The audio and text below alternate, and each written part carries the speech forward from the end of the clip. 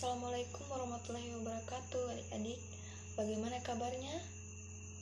Ya, sebelum kita mulai pelajaran ini, alangkah baiknya kita berdoa terlebih dahulu. Berdoa saya persilahkan. Berdoa selesai. Nah, ada yang masih ingat materi yang dibahas kemarin? Ya? Ya. Nah, pada pertemuan kali ini kita akan membahas materi tentang teks deskripsi. Ada yang tahu teks deskripsi? Ya, teks deskripsi itu tulisan yang melukiskan sebuah kisah. Nah, dengan kita mempelajari teks deskripsi ini, kita dapat merasakan, memahami, dan menikmati objek yang kita bicarakan, misalnya seperti orang. Kita juga bisa dapat mengerti suasana hati seseorang. Kita juga bisa mengerti maksud yang disampaikan penulis.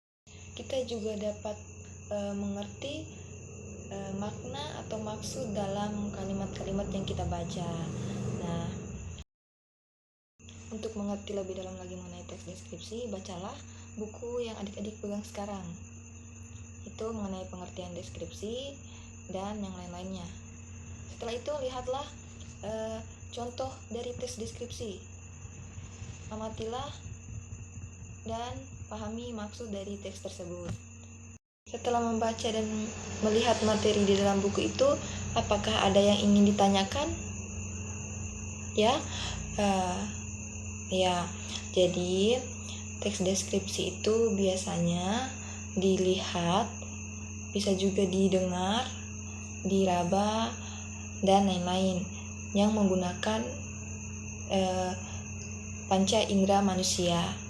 Ya, Oke, selanjutnya saya akan membagi kelompok berdasarkan tempat duduk.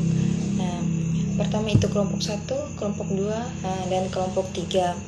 Di sini kalian akan mengumpulkan informasi dan mendiskusikan materi mengenai teks deskripsi. Nah, setelah kita mendiskusikan dan mencari tahu apa-apa saja itu teks deskripsi, itu kita dapat menarik kesimpulan bahwa teks deskripsi itu adalah sebuah tulisan yang menggambarkan suatu objek berdasarkan hasil pengamatan, perasaan, dan pengalaman seorang. Jadi ciri-ciri teks deskripsi itu menjadi objek. Teks deskripsi itu menggambarkan secara konkret seperti pemandangan, sifatnya, dan sebagainya. Teks deskripsi bersifat personal dengan kandungan emosi, sehingga menggunakan kata-kata dengan emosi yang kuat, seperti ibuku yang tangguh, ayahku yang sabar, ombak mengepur, dan sebagainya. Oke, sudah semuanya paham kan mengenai teks deskripsi? Oke, mari kita tutup pembelajaran hari ini dengan mengucapkan alhamdulillahirobbilalamin.